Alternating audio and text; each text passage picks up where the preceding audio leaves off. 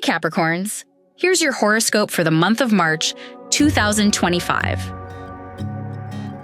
All right, Capricorns. March is here. And the universe is about to test your patience like a slow-walking tourist in front of you when you're late. You thought February had drama? Oh, buckle up, because March said, let's unpack some emotional baggage. Venus decides to moonwalk into retrograde in Aries on March 1st, and suddenly, family drama is back on the menu. You thought that argument from 3 Thanksgivings ago was over? Think again. Maybe bring a referee whistle to dinner. It might come in handy. That grudge you've been holding on to like a collector's item? It's time to either cash it in or throw it out. Now, Capricorns, I know how you operate. You'll ignore a family issue for years if it means you don't have to deal with emotions. You could be out here dodging conversations like you're in the Matrix. Just, nope, not today, Satan. But this retrograde is putting everything under a spotlight. If you want peace, you gotta meet people halfway. Which means, yes, you might have to say the words. You were right, even if it burns your soul a little. Then, Mercury strides into Aries on the 3rd, cranking up your chat level to max. You're spitting out words faster than a rapper on double speed. Just watch it. Those promises can pile up faster than dishes in a bachelor pad. You ever see yourself mid-conversation and think, wow, I'm really talking right now? That's this transit. You're dropping life advice, making bold declarations, probably promising things you didn't even think through. Just pace yourself, Capricorn.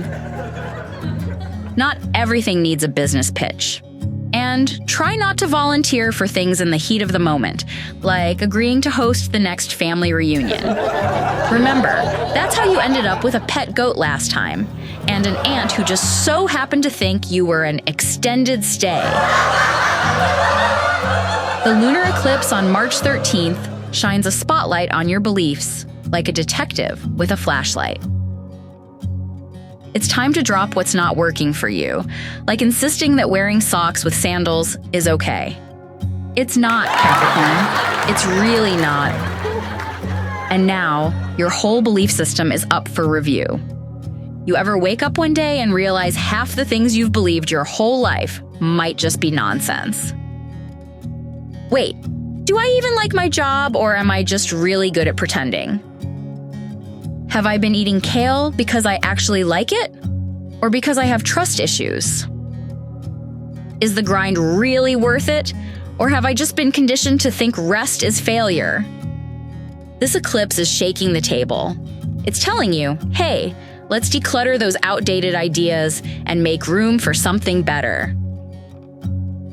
This is a light bulb moment. The kind that either sets you free or makes you panic and start Googling how to reinvent your entire life. Then, just when you think you've got a handle on things, boom. Mercury retrograde hits on March 15th. And now, nothing makes sense. Your calendar? A mess. Your communication skills? Broken. Your ability to make decisions? Non-existent. This is that double-check every email before hitting send kind of retrograde. You ever write a text, reread it, and somehow convince yourself it sounds rude? So you rewrite it 14 times until it makes even less sense? Yeah, that's where we are. Just take your time. No rash decisions. Mercury is basically out here setting booby traps for you. March 20th brings the sun into Aries, focusing on home and family. And this is when you start redecorating your home, reorganizing your entire digital workspace, and, let's be real, probably turning your stress into a full-blown business plan. Motivation is high. You're laser-focused. It's like deciding to renovate while everyone's still living in the house. Chaotic? Yes. A good idea? Jury's still out. Maybe start with something small, like not turning the bathroom into a spa without telling anyone. Because Capricorn stress doesn't lead to breakdowns, it leads to LLCs. Venus dances back into Pisces on the 27th, and oh boy, the office becomes as mysterious as a foggy night in a horror movie. That coworker smiling at you? Could be friendly, or they just used your mug again. Trust your gut. It knows things like when to hide your favorite snacks. The 27th is when you start romanticizing old friendships, past relationships, or even that job you swore you'd never go back to. Do not fall for it. Your brain is playing reruns, but this is not the season finale you need to revisit. Then we hit March 29th, and the solar eclipse in Aries says, all right, enough reminiscing. Time to shake things up. This is where your home life, family dynamics, and personal space get a full cosmic reset. You might move, redecorate, throw out half your belongings, or finally tell your cousin to stop borrowing money and never paying it back.